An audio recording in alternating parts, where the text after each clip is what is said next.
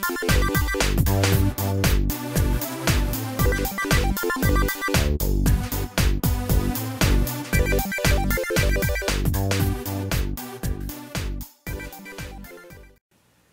Raspberry Pi is a credit card sized computer which can connect to a TV and gives you the ability to do many of the things you do on a normal computer, such as document processing or gaming.